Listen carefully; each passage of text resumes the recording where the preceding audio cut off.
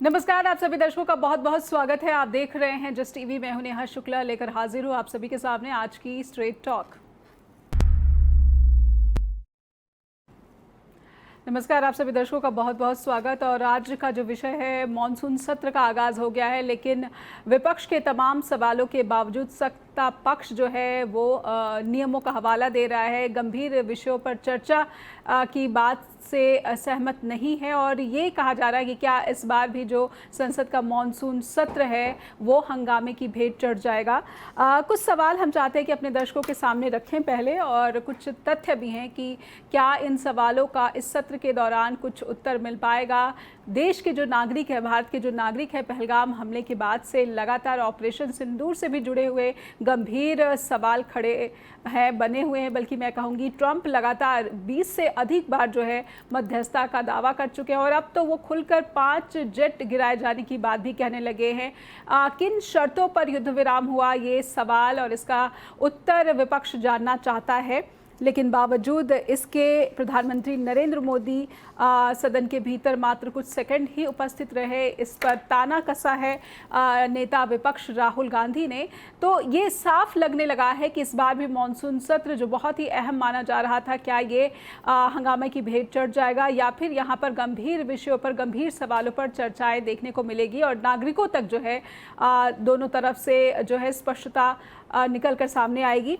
कुछ सवाल रखते हैं हम अपने स्ट्रेट टॉक के पटल पर। पहले कि विजय उत्सव, प्रधानमंत्री नरेंद्र मोदी का अगर शुरुआती भाषण देखा जाए, सत्र के शुरुआत में उन्होंने मीडिया को संबोधित किया, जो उसमें उन्होंने कहा कि ये सत्र जो है ये विजय उत्सव के रूप में होगा। और पहलगाम हमले पर हंगामा पहले ही दिन देखा गया है। विपक्ष चाहता है कि पहलगाम हमला, जो कि सिक्योरिटी लैप्स और उन हमलावरों पर जो कार्रवाई होनी चाहिए थी, ये सवाल अभी भी बरकरार है, और इसीलिए इस पर चर्चा की मांग, एडजर्नमेंट मोशन लाया गया, लेकिन इसे स्वीकार नहीं किया गया। नियमों का हवाला दे रहा है सत्ता पक्ष। स्पीकर का कहना है कि आप पहले प्रश्नकाल जो है चलने दें, उसके बाद ही सभी विषयों पर जो है चर्चा कराई जाएगी। हम सब पर जो है खुलकर बातचीत करने के लिए तैयार है, सहमत है।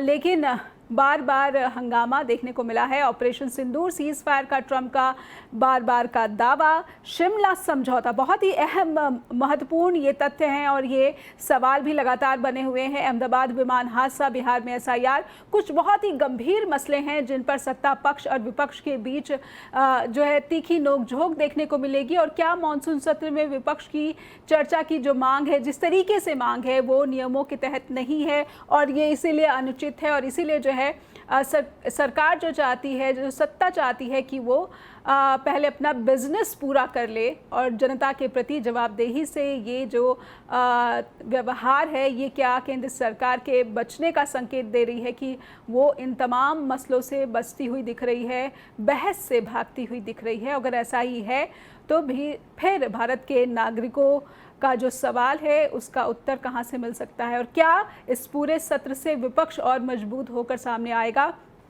क्योंकि विपक्ष की एकता, इंडिया गठबंधन को लेकर भी कई सवाल लगातार बने हुए हैं। आइए पहले स्वागत कर लेते हैं। स्ट्रेट टॉक के मंच पर उपस्थित हो चुके हैं हमारे साथ कांग्रेस के प्रवक्ता हैं कुशाग्र सक्सेना, हमारे साथ प्रोफेसर कवलप्रीत कौर हैं, पॉलिटिकल एनालिस्ट, हमारे साथ वरिष्ठ पत्रकार सौमित्र रॉय जुड़ रहे हैं। आप सभी का बहुत बहुत स्वागत। और दर्शकों की जानकारी के लिए बता दूं कि हमने बीजेपी से भी अनुरोध किया था कि आप स्ट्रेट टॉक में आइए और तमाम सवालों पर जनता के सामने और दर्शकों के सामने अपना पक्ष रखें, लेकिन उन्होंने अन्यत्र व्यस्तता बताकर इस कार्यक्रम में उपस्थित रहने से जो है हमारा अनुरोध जो है वो स्वीकार नहीं किया। तो ये जानकारी के लिए कि स्ट्रेट टॉक ऐसा मंच है जहां पर हम निष्पक्ष होने के साथ साथ स्वतंत्र आवाज़ और तमाम जो है बेबाक बातें अपने दर्शकों तक पहुंचाने की कोशिश करते हैं, खास करके जो भारत की जनता से जुड़ी हुई होती हैं। शुरुआत में कांग्रेस के प्रवक्ता से ही कर लेती हूँ, क्योंकि आपको संसद में शायद बोलने का मौका नहीं मिल रहा है, तो मैं कांग्रेस की जो चिंताएं हैं अपने मंच से अपने दर्शकों तक पहुंचाने की कोशिश करती हूं कि आपको मैं बोलने का यहां पर पूरा अवसर दे रही हूं, लेकिन यहां पर अपने दर्शकों के सामने मैं फिर से स्पष्ट कर देना चाहती हूं कि ये एक तरफा संदेश या फिर बातचीत का मंच नहीं है। यहाँ पर निष्पक्षता को हम पूरा का पूरा समर्थन करते हैं। तो कुशाग्र जी, आप अपनी बात रखें। राहुल गांधी कहते हैं कि नेता विपक्ष होने के नाते उनको मौका नहीं मिलता, लेकिन क्या आपको पता है कि आपकी पार्टी के जो नेता हैं, नेता विपक्ष हैं, वो संसद में बोलने का मौका होता तो क्या बोलते? जी नेहा जी, सबसे पहले तो आपके चैनल के माध्यम से मैं देश की सेना को कोटि कोटि नमन करना चाहूंगा, जिन्होंने ऑपरेशन सिंदूर जैसे पराक्रम दिखा के हम लोगों को हमेशा सुरक्षित किया, और उन्हीं की वजह से आज हम अपने घरों में चैन से सो पा रहे हैं। जी। And हमारा प्रश्न कभी सेना से नहीं था। 22 अप्रैल को पहलगाम का भयावह हमला, आतंकी हमला हमारे देश में होता है, और 7 मई से ऑपरेशन सिंदूर शुरू किया जाता है। जी। कांग्रेस पार्टी ने शुरू से ही ये चीज बिल्कुल स्पष्टता से क्लियर कर दी थी। हम निस्वार्थ होकर बिना किसी शर्त के सरकार को समर्थन दे रहे थे। हमारा कोई प्रश्न नहीं था, हमारा बस एक तरफा समर्थन था। आप जाइए, पाकिस्तान को, दुश्मन को, उनके दांत खट्टे कीजिए, नेस्ता नाबूद कीजिए। हम मजबूती से समस्त विपक्ष, समूचा विपक्ष, पूरा देश आपके साथ खड़ा है। अब जब बारी आती है कि ऑपरेशन सिंदूर का सीज फायर करा दिया जाता है, जी। और जिसकी घोषणा हमारे देश के विदेश रक्षा मंत्री नहीं करते, प्रधानमंत्री नहीं करते, गृह मंत्री नहीं करते, मगर ये घोषणा आती है किसी और मुल्क के राष्ट्रपति से। अमेरिका का ट्रंप, राष्ट्रपति ट्रंप आके ये घोषणा करते हैं कि मैंने, और वो पहली बार से लेके आज कुछ दिन पहले तक 24 बार ट्रंप ये बात बोल चुके हैं कि मैंने सीज फायर करवाया, मैंने ये युद्ध विराम करवाया। पहले तो ट्रंप होता कौन है हमारे और पाकिस्तान के बीच में दखल अंदाजी करने वाले? तो जी। देश ये जानना चाहता है कि जिस तरीके से सीडीएस अनिल चौहान ने भी कई बातें बोली, जी। सेना के कई अफसरों ने बातें बोली कि ठीक है, हमारा भी कुछ नुकसान हुआ है, उधर से भी नुकसान हुआ है, और सरकार की तरफ से कभी भी कोई स्पष्टता से जवाब नहीं आता है। जब हमने समर्थन दिया था, तुरंत ऑल पार्टी मीटिंग की मांग करी गई थी, तब भी प्रधानमंत्री सऊदी अरब का दौरा छोड़कर ऑल पार्टी मीटिंग अटेंड करने नहीं आते हैं। वो बिहार में रैली को संबोधित करने चले जाते हैं। ठीक है। जब बारी आती ऑपरेशन सिंदूर की जिम्मेवारी लेने की, तो गवर्नर मनोज सिन्हा, भाजपा के जो नेता है मनोज सिन्हा, गवर्नर होकर जिम्मेवारी लेने आते हैं, मगर मोदी जी सिर्फ क्रेडिट लेने आते हैं, जेट एयरफोर्स की ड्रेस पहनकर और बाकी तरीके से सारे पीआर करके। मगर उनको एक बार ये मौका नहीं मिलता कि वो आके संसद में देश के प्रति अपनी जवाबदेही तय करें। 5 मिनट का रटा रटाया ज्ञान मीडिया के सामने बोलते हैं, और फिर उसके बाद फिर से नदारत हो जाते हैं। मैं बस एक बात बोलना चाहूंगा, विपक्ष की ये मांग है संसद में इसके प्रति चर्चा हो, और सारा देश जानना चाहता है ऑपरेशन सिंदूर में कितना नुकसान हमने दुश्मन का किया, या सेना के जो अधिकारी बोल रहे हैं हमारा भी कुछ नुकसान हुआ, उसके प्रति जिम्मेदारी। ट्रंप का खंडन कब करेंगे नरेंद्र मोदी सामने से आकर? कब ये बोलेंगे कि ट्रंप सही बोल रहा है या झूठ बोल रहा है, या व्यापार के लिए वाकई में आपने ऑपरेशन सिंदूर खत्म कर दिया और पाकिस्तान के साथ समझौता कर दिया? जो पर कि वो ट्रंप व्यापार तो अभी भी जो है, जो शर्तें हैं, कड़ी और सख्त शर्तें हैं ट्रंप प्रशासन की तरफ से, क्या उस पर कुछ नरम रवैया अपनाया जा सकता है? इस पर सस्पेंस बना हुआ है। मैं कमलप्रीत मैम आपके पास आना चाहूँगी।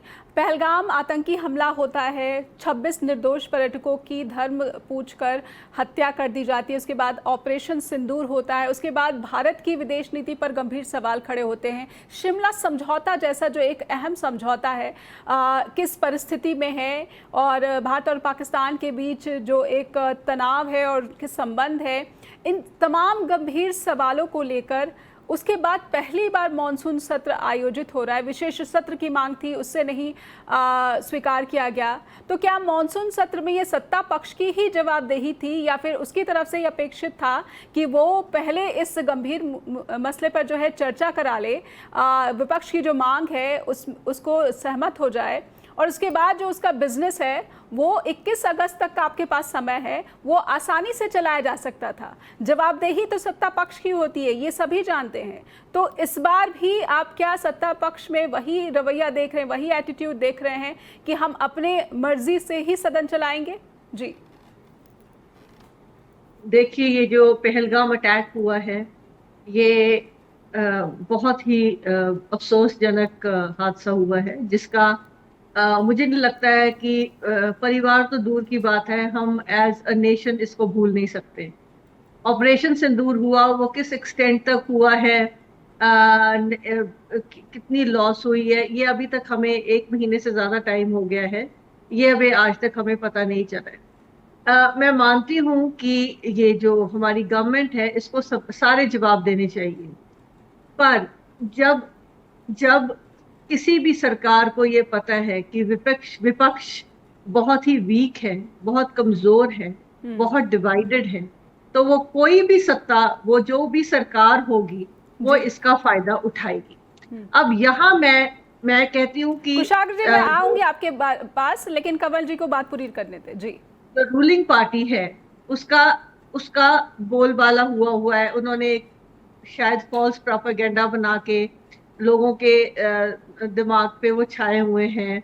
इनके बहुत ही कट्टर सपोर्टर्स हैं। इंडिया में कहते हैं कि सैफ्रनाइजेशन भी हो रहा है। जी एक माइंडसेट बन गया है।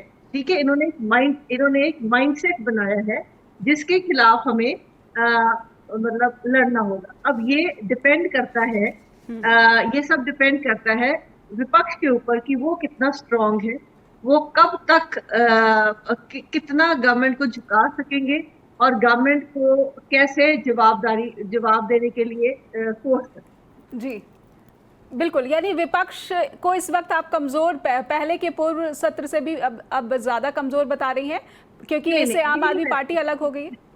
नहीं, मैंने ये नहीं बोला, मैं जी कंपेयर नहीं कर रही हूँ। मैं ठीक कह है। रही हूँ कि अगर हमें लोकतंत्र को बचाना है हम्म, तो विपक्ष को स्ट्रांग होना पड़ेगा। जी, जो कि नहीं है, डिवाइडेड है, हम सबको ही पता है। और ये डिवाइडेड आज है। की ठीक प्रॉब्लम है। नहीं है, ये आज की प्रॉब्लम नहीं है।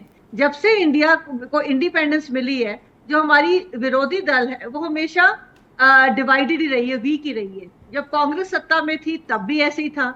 अब दूसरी पार्टी पावर में आ गई है। हमारी प्रॉब्लम ही वीक ऑपोजिशन, डिवाइडेड ऑपोजिशन की है। जी, पर राहुल गांधी तो कह रहे हैं कि उनको बोलने ही नहीं दिया जाता, तो अब वीक हैं या फिर मजबूत हैं? जब बोलने देंगे तभी तो पता चलेगा। वो जी इसीलिए नहीं बोलने दिया जा रहा बिकॉज नंबर्स नहीं है उनके पास नंबर्स नहीं है।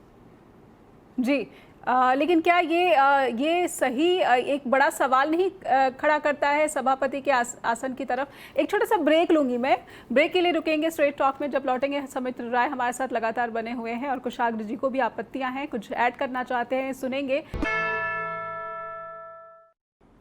तो संसद का सियासी संग्राम पहले दिन भी देखने को मिला है, और क्या 21 अगस्त तक यही देखने को मिलेगा, या फिर वाकई गंभीर विषयों पर, मुद्दों पर जनता के सवाल के उत्तर हम देख पाएंगे, सुन पाएंगे? सौमित्र रॉय के पास लेकर चलती हूँ, वरिष्ठ पत्रकार हमारे साथ जुड़े हुए हैं। और कुशाग्र जी, मैं आपसे निवेदन करूंगी कि पहले मैं एक छोटी सी टिप्पणी सौमित्र जी की ले लूँ, उसके बाद मैं आपके पास ज़रूर आऊँगी, आप अपनी बात रख सकेंगे।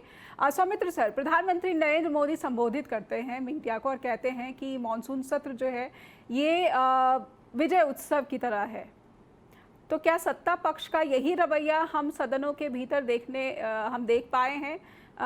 खड़गे जी ने जिस तरीके से सवाल उठाया और फिर लोकसभा चले जाइए, जिस तरीके से राहुल गांधी ने बाहर आकर कहा कि नेता विपक्ष हूँ लेकिन बोले नहीं दिया गया, तो क्या उत्सव में बाधा बन रहे हैं विपक्ष के नेता? इसलिए उनके सवालों को, उनके हमलों को सत्ता ने इस तरीके से नज़रअंदाज करने की कोशिश की है। आपकी टिप्पणी पहले प्रधानमंत्री नरेंद्र मोदी के भाषण पर।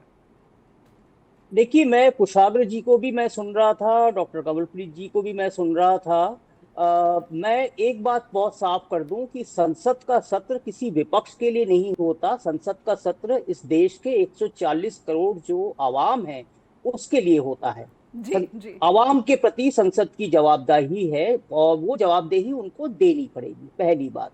दूसरी बात, प्रधानमंत्री मोदी कोई राष्ट्रपति नहीं है। जैसा उन्होंने एक अभिभाषण दिया ये 10 बजे आज सुबह प्रेस को, और उसके बाद में वो चले गए, इसका मतलब ये नहीं है कि आप अपनी जवाबदेही, आपने अपना जवाब दे दिया कि ऑपरेशन सिंदूर सक्सेसफुल रहा, पहलगाम पे अटैक हुआ, उसमें कोई सिक्योरिटी लैप नहीं था, और इसलिए हम ये उत्सव मना रहे हैं, ये विजय उत्सव। किस बात का विजय है? आपको किस चीज का विजय आपने किया है? मेरा बस इतना सवाल है कि ये जो पूरा तमाशा है ये 2014 से चल रहा है, और बीजेपी चाहती है कि संसद उनकी हर बात पर, जो सत्ता पक्ष है उसकी हर बात पर एक ठप्पा लगा दे। तो ये जो तानाशाही है, ये तानाशाही जो है वो नहीं चलने वाली है, क्योंकि अब जो ऑपरेशन सिंदूर हुआ है, उसके पहले जो पहलगाम हुआ है, उसमें बहुत सारे सवाल हैं। एक तो सबसे बड़ा सवाल है कि सिक्योरिटी लैप्स रहा है, वहां पे सीआरपीएफ की कोई ये कंपनी नहीं दी गई या कोई सुरक्षा नहीं दी गई। दूसरा जो लैप्स रहा है वो ये है कि क्या उनको धर्म पूछ के मारा गया? इस बात पे बहुत ही कंफ्लिक्टिंग मीडिया रिपोर्ट्स हैं, और जो विक्टिम्स हैं उनका कहना है कि नहीं, धर्म पूछ के नहीं मारा गया।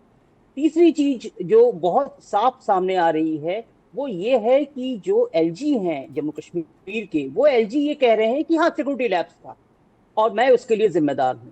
तो इन सब सवालों का जवाब कौन देगा? 22 तारीख को, 22 अप्रैल को ये हमला होता है और 6 और 7 जून की रात को ऑपरेशन सिंदूर होता है। उस ऑपरेशन सिंदूर में क्या नुकसान हुआ, आपका मकसद क्या था, आपकी रक्षा नीति क्या थी, आपकी विदेश नीति क्या है? शिमला समझौता आपने फट से रोक दिया, क्या इसका जो परिणाम है वो देश को नहीं बताना चाहिए? क्या आपकी जो सुरक्षा नीति है, आपकी जो विदेश नीति है, उसमें जो पूरा ऑपरेशन सिंदूर, उसमें कोई भी एक देश आपके साथ में खड़ा नहीं हुआ सिवाय एक अफगानिस्तान के तालिबान के। तो क्या आपकी विदेश नीति सक्सेसफुल है या नहीं है? क्या इस सवाल का जवाब जनता को नहीं देना चाहिए? लेकिन जो नैरेटिव बना हुआ है वो नैरेटिव यही बन गया है इस पूरे पहलगाम के बाद में कि सरकार नाकाम रही है, और विपक्ष उस बात का जवाब चाहता है कि क्या सरकार नाकाम रही है, और अगर नाकाम रही है तो क्यों नाकाम रही है। तो विपक्ष 140 करोड़ लोगों की चिंताओं को वो सामने उठाना चाहता है। लेकिन आज जो बीजेपी के अध्यक्ष हैं नड्डा जी, उन्होंने कहा कि मैं जो कहूंगा वो ऑन द रिकॉर्ड होगा और जो विपक्ष कहेगा वो ऑफ द रिकॉर्ड होगा। ये बिल्कुल तानाशाही है और इस तानाशाही को देश बर्दाश्त नहीं करेगा। ये कोई पॉलिटिकल ये इशू नहीं है, ये इस देश की हिफाजत, ये हम लोगों की, जो हमारे जैसे जो नागरिक हैं उनकी सुरक्षा का सवाल है। यहाँ पे सेना इंपॉर्टेंट नहीं है, क्योंकि सेना ने बहुत साफ कहा है कि हमारे हाथ बांध रखे थे। तो इसलिए जो है मैं ये नहीं कहूंगा कि हमारी सेना ने बहुत महान काम किया है या हमारी सेना ने ऑपरेशन सिंदूर में विजय प्राप्त की है, बिल्कुल नहीं। क्योंकि अगर ये नुकसान हुआ है, ऐसे में एक सवाल है कि क्या जिन सवालों से प्रधानमंत्री नरेंद्र मोदी बच रहे हैं और रक्षा मंत्री राजनाथ सिंह उनकी जगह मोर्चा संभालते हुए दिख रहे हैं, तो इस बार भी इस पूरे सत्र के दौरान हम वही दृश्य देखेंगे कि रक्षा मंत्री शायद इस पूरे विवाद पर चर्चा में अपना पक्ष रखें, और प्रधानमंत्री नरेंद्र मोदी भी हो सकता है कि लगातार दबाव के बीच या फिर हंगामे के बीच सदन में आए और अपनी बात रखें और विपक्ष वॉकआउट कर दे, क्योंकि इस तरह के आरोप लगते रहे हैं कि जब गंभीर विषयों पर प्रधानमंत्री बोलते हैं तो विपक्ष वॉकआउट कर देता है, तो फिर विपक्ष की नीयत पर सवाल खड़े किए जाते हैं। ये हमेशा से होता रहा है नेहा जी कि जो फ्लोर मैनेजमेंट है वो पहले दिन यही कोशिश करता है कि मीडिया में एक हेडलाइन बने कि विपक्ष चर्चा से बचना चाहती है, सत्ता पक्ष चर्चा करवाना चाहता है। पहली बात। दूसरी बात ये है कि अगर प्रधानमंत्री जी को कहना था तो शायद ये जो एक विशेष सत्र की मांग की गई थी विपक्ष के द्वारा, उसी समय ये चर्चा हो जानी चाहिए थी। इतने लंबे समय के बाद में जब लोग भूल चुके हैं और लोग जो बिहार में जो तमाशा चल रहा है एसआईआर का, उसमें उलझे हुए हैं, वहां पे ये बात रखने की कोई जरूरत नहीं थी। नहीं, लोग भूल नहीं पा रहे, ट्रम्प भूलने नहीं दे रहे सौमित्र सर। हाँ, ट्रम्प तो 26 बार बोल चुके हैं कि जो है हमने सीज फायर करवाया और व्यापार के लिए। व्यापार शब्द का जो इशारा है वो इशारा सीधे सीधे अडानी से जुड़ा हुआ है। इस बात को आप इनकार नहीं कर सकते और पूरा देश इस बात को जानता है, अब दुनिया भी जानने लगी है कि व्यापार का मतलब अडानी है। तो मेरा बस इतना कहना है कि अभी प्रधानमंत्री 23 से 26 जुलाई तक मालदीव में जाके कुछ मेडल वेडल ले लेंगे, उसके बाद में वो ब्रिटेन जाएंगे, वहां पे वो क्या करेंगे वो तो वही जाने। लेकिन 26 तारीख तक वो इंगेज है और इसलिए जो अभी ताजा अपडेट ये है कि अगले हफ्ते इस पर चर्चा होगी। अभी कम से कम विपक्ष चुप रहे। तो बीजेपी के लिए ऑपरेशन सिंदूर और न ही पहलगाम का हमला कोई प्रायोरिटी है, जैसा कि बालाकोट था। उसी तरीके का यहाँ पे एक ये पॉलिटिकल कैंपेन के तौर पे बीजेपी इसको प्रोजेक्ट कर रही है, और ये देश के लिए बहुत अफसोस और खतरनाक बात है, क्योंकि अगर कल कोई एस्केलेशन होता है पाकिस्तान की तरफ से तो कौन जवाब देगा और किसको जवाब देगा। जी बिल्कुल। मैं कुशाग्र जी के पास आती। कुशाग्र जी, विपक्ष के कमज़ोर कहे जाने पर आपको आपत्ति थी, लेकिन इस बार आम आदमी पार्टी की तरफ से भी जो है वो एक अलगाव का ऐलान कर दिया गया, तो विपक्ष की आवाज़ ये यकीनन कहा जा सकता है कि पहले से थोड़ी कमज़ोर पड़ गई है। देखिए नेहा जी, मैं प्रोफेसर कंवलप्रीत जी की बात से यहाँ पे थोड़ा सा सहमत नहीं हूँ, क्योंकि विपक्ष पूरी तरीके से एकजुट है। इंडिया अलायंस गठबंधन जब बना था तब विपक्ष इसी शर्त के लिए बना था कि हम लोकतंत्र में देश की जनता की आवाज को और तानाशाही का रवैया जिस तरह भाजपा की केंद्र सरकार ने अपना रखा है उसको हर तरीके से दबाने की और उसको हर तरीके से कुचलने की कोशिश करेंगे, क्योंकि विपक्ष के लिए, इंडिया गठबंधन के सभी साथियों के लिए देश की जनता की आवाज सर्वोपरि है। इसलिए मैं आपको यकीन दिलाना चाहता हूं और आपके चैनल के माध्यम से प्रोफेसर कंवलप्रीत जी को भी कि विपक्ष मैम एकजुट है और विपक्ष मजबूती से देश की जनता की आवाज, ऑपरेशन सिंदूर से लेकर पहलगाम अटैक से लेकर पुलवामा हो, बालाकोट हो, जितनी भी त्रुटियां सरकार में रही हैं उसके लिए मजबूती से हम प्रधानमंत्री को और सत्ताधारी बीजेपी को बाध्य करेंगे और इन्हें झुकाएंगे, इन्हें मजबूर करेंगे कि आपको संसद में आना पड़ेगा और एक एक प्रश्न का जवाब आपको देना पड़ेगा। मैं सौमित्र जी की एक बात पर आना चाहूंगा, और आपने जब बोला था कि विपक्ष वॉकआउट कर जाता है, मैं नेहा जी माफी यहाँ बोलना चाहूंगा जी, वो मैं याद दिला दूं अपने दर्शकों को और आपको भी कि मणिपुर के मसले पर प्रधानमंत्री नरेंद्र मोदी सदन में बोल रहे थे, फिर गौरव गोगोई समेत तमाम जो सांसद थे, माननीय सांसद, वो वॉकआउट करके चले जाते हैं। उसके बाद फिर वो तंज कसते हैं कि जब बोल रहा हूं तो सुनने को भी तैयार नहीं है, लगातार मांग कर रहे थे कि आप बोलिए बोलिए, जब बोल रहा हूं तो सुन ही नहीं रहे। देखिए, संसद जो है ना लोकतंत्र में सबसे पवित्र मंदिर है, सबसे सर्वोच्च स्थान हमारे लोकतंत्र में संसद भवन को दिया गया है, जहां विपक्ष और सत्ता पक्ष बैठ के चर्चा कर कर देश की दिशा निर्देश को तय करते हैं। अब जब संसद तानाशाही का अड्डा बनने की कगार पर होता है ना कि सिर्फ मुझे सुनोगे, मैं तुम्हें नहीं सुनूंगा, और विपक्ष को बोलने नहीं दिया जाता, जैसे राहुल गांधी जी जब बोलते हैं तब कितनी बार प्रधानमंत्री मौजूद होते हैं और ये कितनी बार उनको बोलने देते हैं, क्योंकि जब जब राहुल गांधी ने देश की बात उठाई है या देश के मुद्दों को उठाया है, चाहे वो मणिपुर का मुद्दा हो, चाहे वो अब हम जो पहलगाम का मुद्दा उठाना चाह रहे हैं उस पर ये बात नहीं करना चाहते हैं, हमें बोलने नहीं दिया जाता। पहले तो आपने कई इंसिडेंट देखे जहां पे कभी माइक बंद कर दिया जाता है, कभी उन्हें दिखाया ही नहीं जाता, कभी स्पीच का टेलीकास्ट नहीं होता, तो वहां विपक्ष की मजबूरी बन जाती है कि हम भी विरोध दर्ज करें। जब हमें बोलने नहीं दिया जा रहा, हमारी मौजूदगी को आप कुचलने की कगार पर लाना चाहते हैं, तो वॉकआउट करने के अलावा, बाहर जनता से हमें बात करने के अलावा कोई हमारे पास चांस नहीं रह जाता है। यहां पर अब आप देखिए कि किस तरीके से अहंकार और सत्ता के नशे में चूर है। सत्ता का ये कर्तव्य बनता है कि लोकतंत्र में आकर, संसद में आके देश को संबोधित करें, ना तो आप ऑल पार्टी मीटिंग में आते हैं, बिहार में जाके चुनावी रैली को संबोधित करते हैं, मॉनसून सत्र, और हमने विशेष सत्र की भी मांग करी थी। अगर सत्ता पक्ष हमारी मांग मान लेता और प्रधानमंत्री विशेष सत्र में आके सारी जानकारी दे देते तो ट्रंप को 24 बार ये नहीं दिखाना पड़ता कि सीजफायर मैंने कराया है, सीजफायर व्यापार के लिए कराया है, शर्तें ट्रंप बता रहा है, सीजफायर ट्रंप बता रहा है, हमारी विदेश नीति ट्रंप डिसाइड कर रहा है। तो प्रधानमंत्री क्या कर रहे हैं? छोटे छोटे टापुओं पर जाके विदेश नीति का डंका कहीं नहीं बज रहा है अब, और जाकर सिर्फ मेडल इकट्ठे करने हैं और बस मैं ये हूं, मैं वो हूं, मैंने ये किया, मैंने वो किया। आप दूसरे संसद को संबोधित करते हैं, अपने देश के संसद को संबोधित कब करोगे? चर्चा में शामिल कब होगे? हमारा यही एक मानना है, और नेता प्रतिपक्ष राहुल गांधी ने भी यही बोला है, हमारे देश की जनता की तरफ से कुछ प्रश्न है, और जो बहुत मूल्य प्रश्न है, जो देश का बच्चा देश का एक एक नागरिक जानना चाहता है कि ऑपरेशन सिंदूर की सच्चाई क्या है, आके देश को संबोधित कीजिए।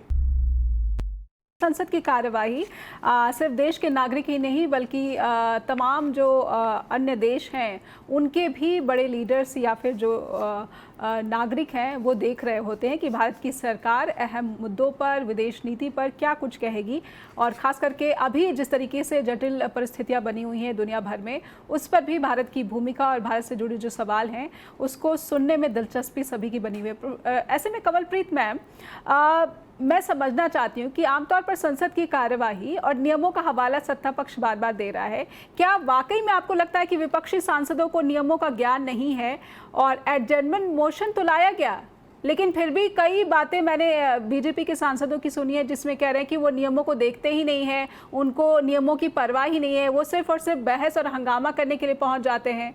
कंवलप्रीत मैम, अगर आज पहले दिन की ही तस्वीर मैं दर्शकों तक स्पष्ट करने की कोशिश करूं और आप मेरी मदद करें कि आज जो सदन के भीतर हुआ, क्या ये विपक्ष के नियमों की अज्ञानता का कारण रहा, इस वजह से ये हंगामा देखने को मिला, या फिर विपक्ष ने तो नियमों के तहत एडजर्नमेंट मोशन पेश किया, लेकिन सत्ता पक्ष जो है वो सिर्फ और जिस अपने जो है बिजनेस पर अड़ी रही, वो विपक्ष की मांग को अनसुना करती रही। इसीलिए जो है आज कोई जो है काम सही से नहीं हो सका, कामकाज ठप रहा। लगभग एक बिल जो है मुझे लगता है कि राज्यसभा से पास हो सका है। जी देखिए, मैं बहुत खुश होंगी जैसे कुशग्री जी कह रहे हैं कि विपक्ष बहुत ज्यादा यूनाइटेड है। हमें यूनाइटेड विरोधी दल चाहिए।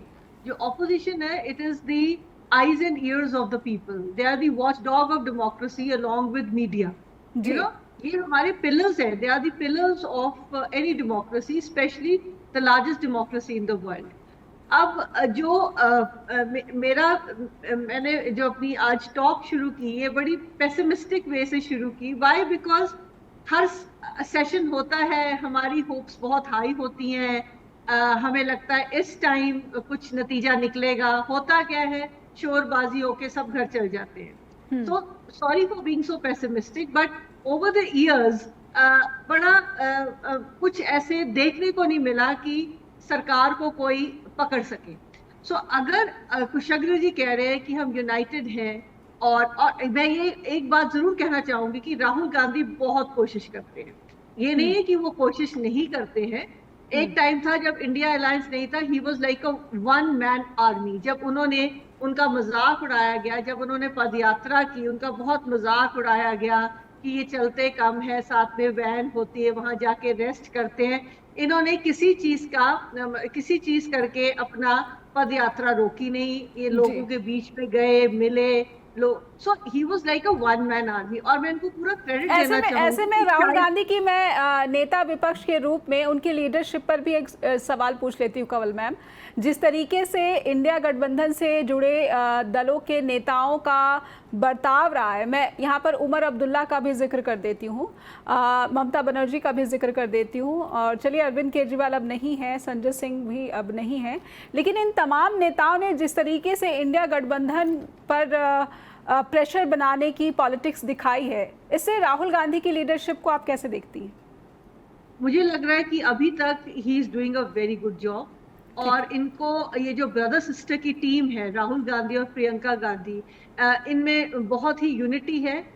दे work very well under the guidance of their mother. Indian politics कोई छोटी चीज नहीं है। यहाँ caste, religion, region, selfish interest, मतलब आप जो भी आप कह दो, डाइवर्सिटी इतनी ज्यादा है, इसको मैनेज करना बहुत मुश्किल है। और जब इतने लीडर्स अलग अलग रीजन से इकट्ठे हो जाते हैं, तो आप सोचिए, हम अपने घर में 4 लोगों को मैनेज नहीं कर सकते हैं, और यहाँ इतना बड़ा जो आपके लीडर्स हैं, वो they are like different as cheese from chalk from each other. उसको मैनेज करना और ये अभी तक टूट नहीं जाना, यही बहुत बड़ी बात है।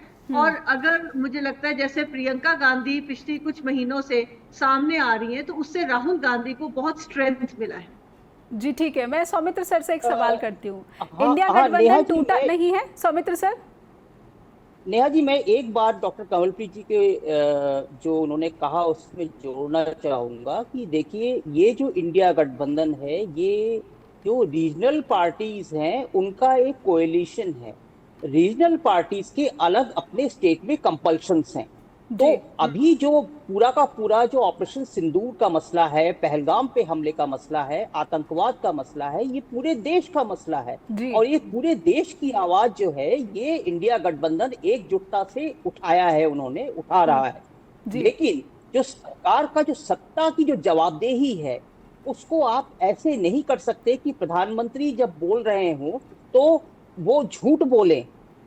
हर स्टेटमेंट में, हर सेंटेंस में वो झूठ बोले। आज भी उन्होंने झूठ बोला है कि हमने 23 करोड़ जो गरीबों को हमने बाहर निकाल दिया है इस देश से, मतलब एक तरह से उनको अपलिफ्ट कर दिया है। ये झूठ है।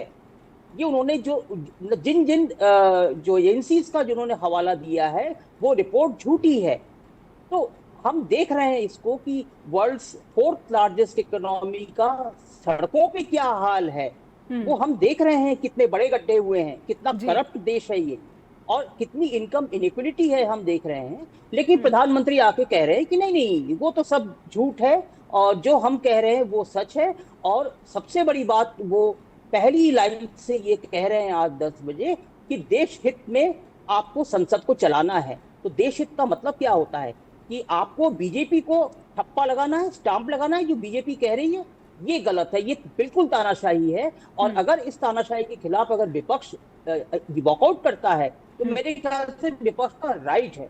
और नियम 267 के तहत जो आज राज्यसभा में और लोकसभा में दोनों में अगर ये एक एडजमेंट मोशन दिया गया है तो ये इसलिए दिया गया है कि देश की सुरक्षा और जो हमारी आर्मी या हमारे लोगों की सुरक्षा से बड़ा कोई मुद्दा नहीं है। यहाँ कोई प्रश्नकाल नहीं हो सकता। इसके पहले आप इस पे चर्चा कीजिए।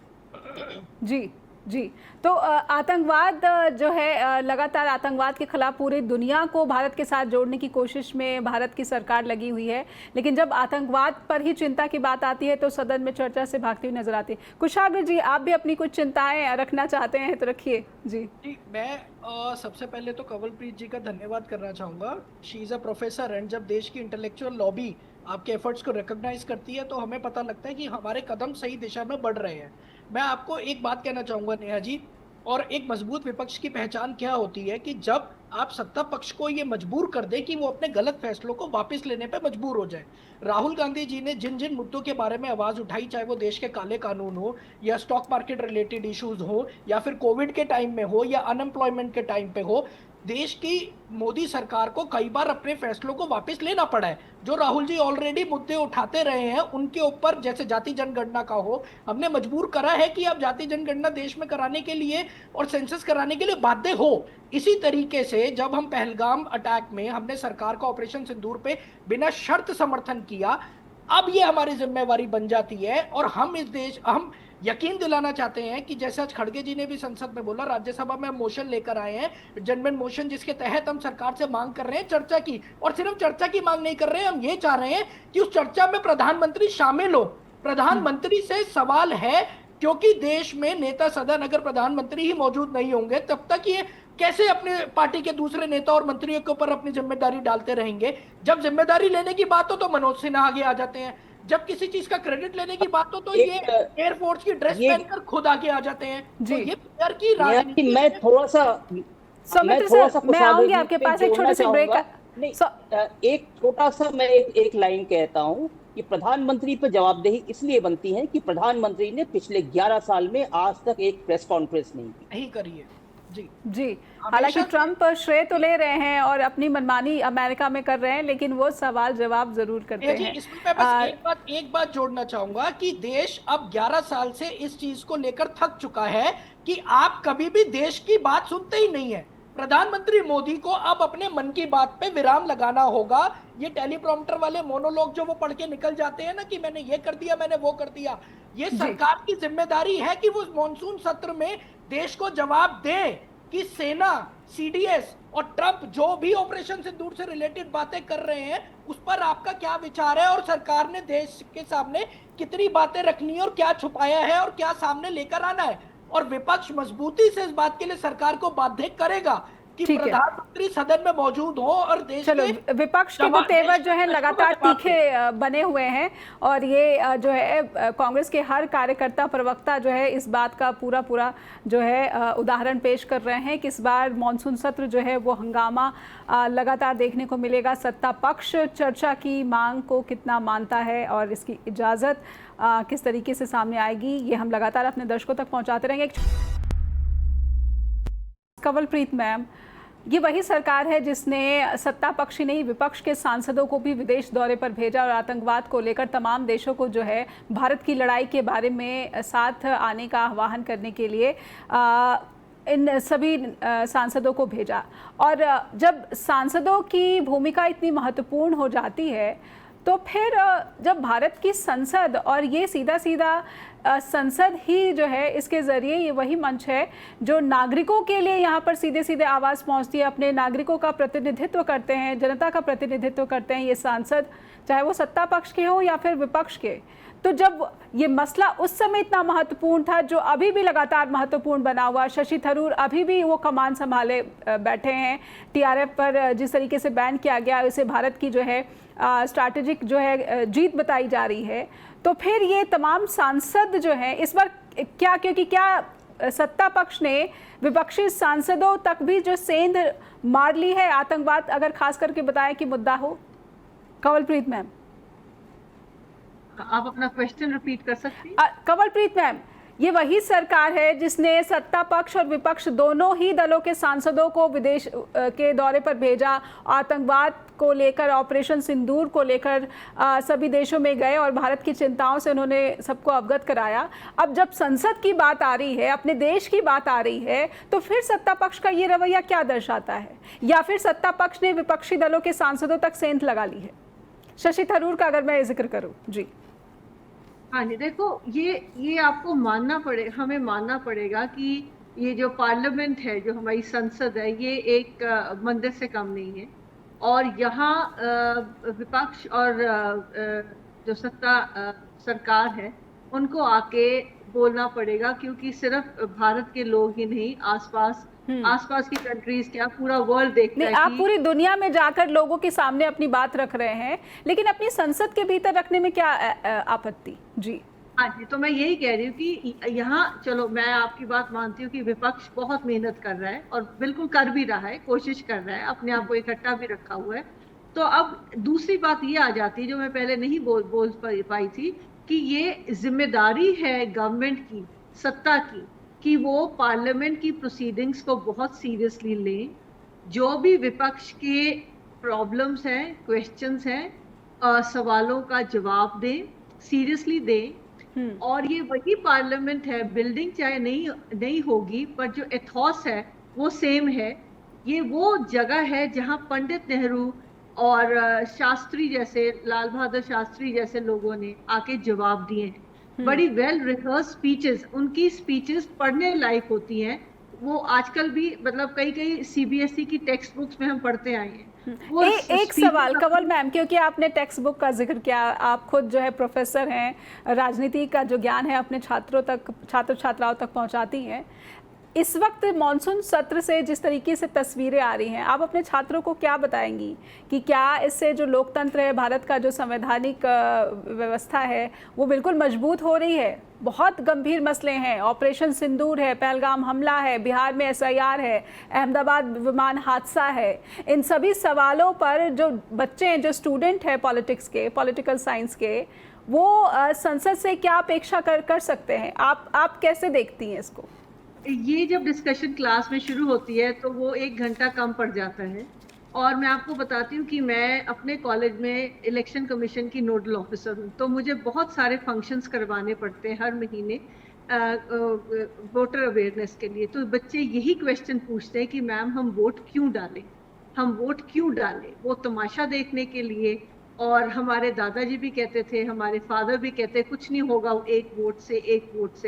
एक बहुत निराशा आई हुई है, उदासीनता आई हुई है जी, बहुत। तो जितना इलेक्शन, मैं आपको बता रही हूँ कि मैं इलेक्शन कमीशन के साथ जुड़ी हुई हूँ, मतलब मुझे ये ड्यूटी दी गई। बहुत इलेक्शन कमीशन बहुत मेहनत कर रही है। इतने हम फंक्शंस करवाते हैं, हमारी बस हो जाती है करवा के, पर उसका नेट रिजल्ट क्या होता है कि हम डिबेट्स भी कराते हैं, यूथ पार्लियामेंट भी करवाते हैं, पोस्टर मेकिंग कराते हैं, डिस्कशंस भी करवाते हैं, बट लास्ट में बच्चा यही कहता है कि मैम नौकरी के लिए क्या हो रहा है, राइट? हम हर चीज कॉन्ट्रैक्चुअल क्यों हो गई है? हमारी कोई फ्यूचर सिक्योर नहीं है। सो जब हम उनको आंकड़े दिखाते हैं कि we are the 4th largest economy, तो वो कहते हैं how will it help me? So basically ये जो आपने बोला है कि ये जो हम ऐसी जो पिक्चर्स हैं, आपके और मेरे से पहले बच्चे, मैं शायद अपने कॉलेज में ड्यूटी करी थी और ये जो हंगामा है ऑलरेडी मेरे स्टूडेंट्स ने देख लिया होगा। तो ये वही बोलते हैं कि, और हम पार्लियामेंट की विजिट्स के लिए लेके जाते हैं, जहाँ जो पार्लियामेंट की टीम्स है वो इतनी अच्छी तरह हमें पूरा लाइब्रेरी और दोनों हॉल्स सब कुछ दिखाते हैं। मैं थोड़ा ऑफ द पॉइंट जाके बताती हूँ। जब मैं पहली बार 2 साल पहले पार्लियामेंट का ट्रिप लेके गई, आप मानेंगे नेहा जी, मैं लास्ट में खड़ी थी कि बच्चे सब चले जाएं। मैंने 8-10 बच्चे देखे मेरे डीएवी कॉलेज के, जो माथा टेक के पार्लियामेंट हाउस में जा रहे थे। मेरी आंखों में आंसू आ गए कि इतना, ये बच्चों में इतना ज्यादा रिस्पेक्ट है इस बिल्डिंग के लिए, दूसरी बार भी ऐसे हुआ, मैंने 6-7 बच्चे देखे जिन्होंने माथा टेक के मैं- लोकसभा में एंट्री की। जी। नेहा जी, चलिए सुन के बहुत अच्छा लगा कि भारत में नेहा पॉलिटिकल जी, साइंस में जो मैं- छात्र हैं, स्टूडेंट हैं, वो भारत नहीं, की मैं डॉक्टर संवैधानिक कवलप्रीत व्यवस्था जी में को बहुत ही रोकना आस्था चाहूंगा। रखते हैं। मैं सौमित्र सर, क्योंकि नेहा समय जी, बहुत कम है, मैं सौमित्र सर से एक आखिरी जरूर टिप्पणी लूंगी। सौमित्र सर, वो संसद जो एक नया परिसर भी बनाया गया और भारत का जो है मंदिर है, लोकतंत्र का मंदिर है, जितना यहाँ पर इन्वेस्टमेंट किया गया सत्ता पक्ष की तरफ से, जो मूल भावना है, क्या आप भी मानेंगे कि वो मूल भावना जो है वो समय के साथ धुंधला रही है और इसे और मजबूत बनाने की बजाय और कमज़ोर ये नज़र आने लगी है? सौमित्र सर। जी, मैं वही बात कह रहा था डॉक्टर कवलप्रीत जी के को रोक के कि भाई ये जो संसद को प्रणाम करने का, झुक के सीढ़ियों को प्रणाम करने का नौटंकी तो इन्होंने मोदी जी ने भी किया था, नंबर 1। उसके बाद क्या हुआ, महाराष्ट्र में लोकतंत्र लूट लिया गया। हाँ, वो आगे लेके जा रहे हैं, उसी बात को वो आगे लेके जा रहे हैं। मीडिया से परिचित हैं, जो आम बच्चे हैं वो भी सोशल मीडिया और मेन स्ट्रीम मीडिया से परिचित हैं। फिर दूसरी बात, यहाँ पे जो एमपी का जो लोकतंत्र है उसको लूट लिया गया। उसके सीधे प्रमाण जो हैं ये है हमारे मीडिया में। हमारे जो लोग हैं जो कि एक तरह से फ्रीलांस यूट्यूबर्स हैं, वो इस तरीके से लेके आ रहे हैं। अभी बिहार में जो हो रहा है वो भी एक तरह से लोगों को, जो मतदाता हैं, उनको हाशिए पर लाकर एक लोकतंत्र की एक झूठी इमेज खड़ी की जा रही है। मुझे समझ में नहीं आता कि डॉक्टर कमलप्रीत जी कैसे अपने बच्चों को उस लोकतंत्र के मंदिर की छवि दिखाती हैं, जो कि वो मंदिर नहीं है, अब नहीं है। आप मान लीजिए, इस बात को मानना पड़ेगा। नहीं, पर कुछ सवालों के साथ क्या उस मंदिर पर इतना बड़ा सवाल उठाया जा सकता है सौमित्र सर? मैं ये कह रही हूँ, बिल्कुल उठाया जा सकता है, मैं तो उठाऊंगा, मैं बिल्कुल उठाऊंगा। ठीक है, ठीक है। कमलप्रीत मैम, समय समाप्त हो गया, सिर्फ एक लाइन में। कुशाग्र जी, मैं 1 मिनट के लिए कुशाग्र में आऊंगी, सिर्फ एक लाइन में, समय समाप्त हो गया। मैं ये बोल रही हूँ कि जो यूथ है, मैं उधर कोई कैमरा नहीं है, ये कोई नौटंकी नहीं है। जब एक बच्चा जाके वहां माथा टेकता है, ये कोई नौटंकी नहीं है, वहां कोई कैमरा नहीं है, वो कोई एमपी नहीं है, वो कोई एमएलए नहीं है। ठीक है मैम, ठीक है। कुशाग्र जी, सिर्फ एक लाइन। संसद भवन जो है वो लोकतंत्र का मंदिर था, है और हमेशा रहेगा जी।